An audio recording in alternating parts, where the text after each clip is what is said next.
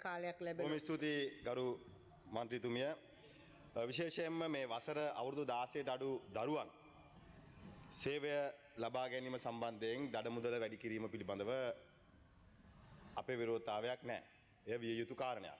ඒ වගේම අපි දැනගන්න කැමති මේ වෙනකොට එවැනි පැමිණිලි කීයක් රජයේ ආයතන වලට ලැබිලා තියෙනවද කියන කාරණේ. සහ ඒ ලැබිච්ච පැමිණිලි වලට ඒ අදාළ ආයතන සහ ආණ්ඩුව විදියට ඔබ ගත්තු ක්‍රියාමාර්ගයන් පිළිබඳවත් දැනගන්න කැමති ගරු මුණාසනාරූඪ මන්ත්‍රීතුමිය. දැන් මේ හැමෝම කතා කරන මේ 22 ගැන මේ දවස්වල පාර්ලිමේන්තුවේ පිටත ආණ්ඩු පක්ෂය අය තමන්ගේ කාලයේ සියලුම දේ වැය කරලා මේ 22 ආරක්ෂා කරන්න කටයුතු කරනවා. අපිත් ඔහොම කරා ඒ කාලේ සමහර ඒවාට. හැබැයි පහු කාලෙම තමයි ඒව යථාර්ථයේ ගරු සභාපතිතුමිය අපිට තේරෙන්න පටන් ගත්තේ. ඉතින් හැබැයි අද අඩු ගානෙන් අපෙන්වත් පාඩම් ඉගෙන ගන්න නැතුව ඔබ තමුන්නාන්සේලා ඒ ගන්න ක්‍රියාමාර්ගය පිළිබඳව ඔබ ඉදිරියේදී තේරුම් ගනි. මේ අවුරුදු 16ට අඩු දරුවන්ට රැකියා කරන්න තියාගරු සභාපතිතුමිය මේ 18ට වැඩි ළමයිටවත් රස්සා නැති තත්වයක් අද උදා වෙලා තියෙනවා. එන්න කර්මාන්තශාලා වැහෙනවා. ගොවි ජනතාව අසරණ වෙලා. වී විකුණ ගන්න විදියක් නැහැ. දීවරයාගේ අස්වැන්න විකුණ ගන්න විදියක් නැහැ. අනිත් පැත්තෙන් විදකියා ප්‍රතිශතය දිනෙන් දින වැඩි වෙනවා. ඉස්පිරිතාලවල බෙහෙත් නැහැ. දැන් පිළිකා රෝගීන්ගේ ප්‍රතිශක්තිකරණය වැඩි කරන්න අවශ්‍ය බෙහෙත් දැඩි හිඟයක් තියෙනවා. රජයේ සහ පෞද්ගලික රෝහල් වල. ඒවා පිළිබඳව ආණ්ඩුවේ මතය සහ ඒවට ආණ්ඩුවේ ලැබෙන මැදිහත් වීම පිළිබඳව ඉතාමත් සුළුයි. හැබැයි ගරු විනිශ්චයකාරවරුන්ගේ වයස දික් කිරීම සඳහා ආණ්ඩුව සියලු පාර්ශ්වයන් වලට විරුද්ධව ගිහිල්ලා හරි කටයුතු කරනවා. දැන් මේ රටේ ජනතාව බලාපොරොත්තු වෙන්නේ ඔබ තමුන්නාසලා මේ සිස්ටම් එකේ සියලු දෙනාට විරුද්ධව ගිහිල්ලා රැකියා ප්‍රශ්න විසඳුමක් දෙයි. උපාය දාන්න රස්සා දෙයි. ආයෝජකයෝ ගෙනෙයි. කර්මාන්ත හරි වහයි කියලා නෙවෙයි. බෙවල වහනවා. කර්මාශාලා අලුතෙන් ඉදි කරයි. රාජ්‍ය සේවයේ තියෙන අපහසුතාවයන් පිළිබඳව තේරුම් අරගෙන ඒකට උත්තර දෙයි. රාජ්‍ය සේවකයා ආරක්ෂා කරයි වැඩ කරන අයව. හැබැයි අද ග්‍රාම සේවක මහතුරුගේ ප්‍රශ්න විසඳයි. අද ඔබ තමුන්නාන්සේලා මොකද කරන්නේ? ඒ සියලු ප්‍රශ්න පැත්තක තියලා ඔබේ අවශ්‍යතාවය මත මම වක්කීමකින් කියන්නේ. ඔබේ ගැලවීම සඳහා ඔබ තමුන්නාන්සේලාගේ ආරක්ෂාව සඳහා ගරු විනිශ්චයකාරවරුන්ගේ කාලය දික් කරනවා. දැන් මම දැක්ක මේ සමහර ඇමතිවරු මන්ත්‍රීවරු කියනවා මේ විනිශ්චයකාරවරුන්ගේ කාලය දික් කිරීමට විරුද්ධ වෙන්නේ හොරුලු. ප්‍රශ්න තියෙන අයලු. දැන් ගරු සභාපතිතුමිය ගරු මහානායක හාමුදුරුවන්නුත් හොරුද? මේ ආණ්ඩුව කියන විදියට. මේ රටේ නීතිඥ සංගමෙත් හොරුද? එතන UN එක. එතන පොදු රාජ්‍ය මණ්ඩලීය නීතිඥ සංගමෙත් හොරුද? එතන ආසියාතික නීතිඥ සංගමේ ඒකින්නෙත් හොරුද? දැන් ඔබතුමාලගේ පක්ෂේ JVP එකේ නීතිඥ සංගමේ නියෝජනය කරන ජනාධිපතිතුමා එක්ක නීතිඥ සංගම එක්ක සාකච්ඡාවට ගියේ නැද්ද? ගිහිලා ජනාධිපතිතුමාට කිව්වේ නැද්ද මේක කරන්න එපා කියලා? ඒතර එයාත් හොරුද? දැන් ඔබ තමුන්නාන්සේලාගේ න්‍යාය අනුව මේ පාර්ලිමේන්තුවේ ඉන්න 159 දෙනා ජනාධිපතිතුමායි අර ඔබේ පක්ෂේ ඉන්න නීතිඥවරුත් හොරු. එහෙමනේ කියන්නේ? ගරු මහානායක හාමුදුරුවරුත් හොරු. දැන් මීට පෙරත් ගරු මහානායක හාමුදුරුවෝ මේ විගණාධිපති පත් කරන වෙලාවෙත් යම් ඉල්ලීමක් කරා. ඔබ ඒකට අහුම්කම් දුන්නේ නැහැ.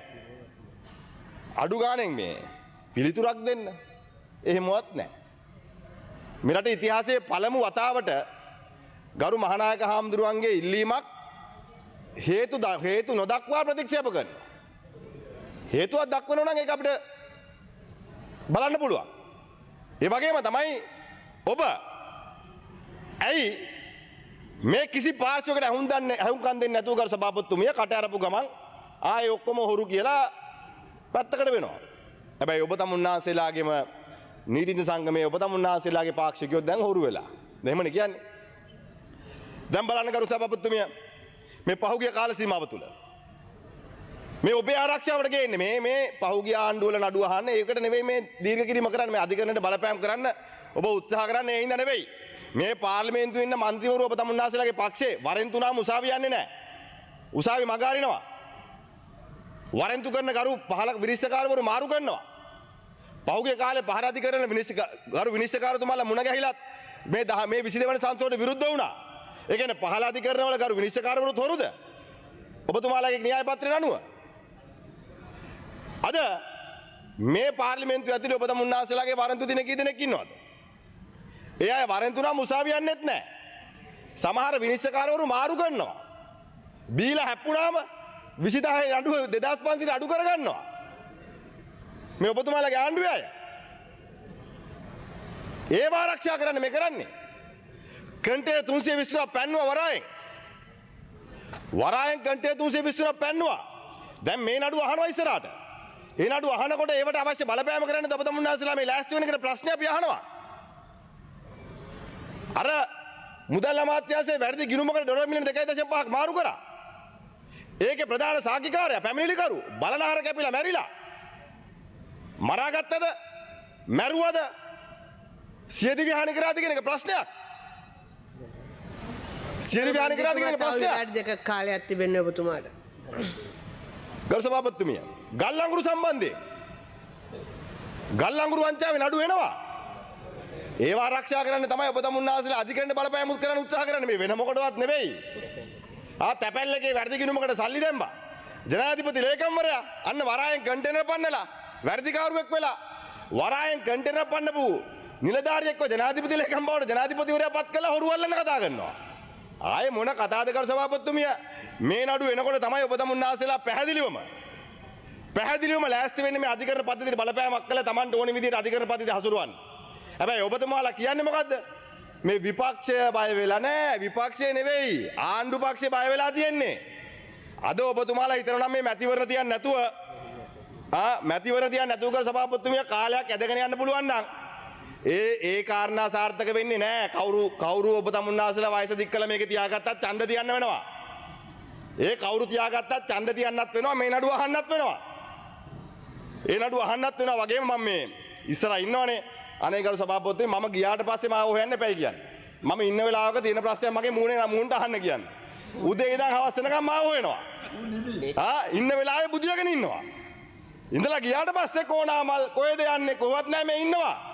තියෙන ප්‍රශ්නයක් දැන් අහන්න කියන්න.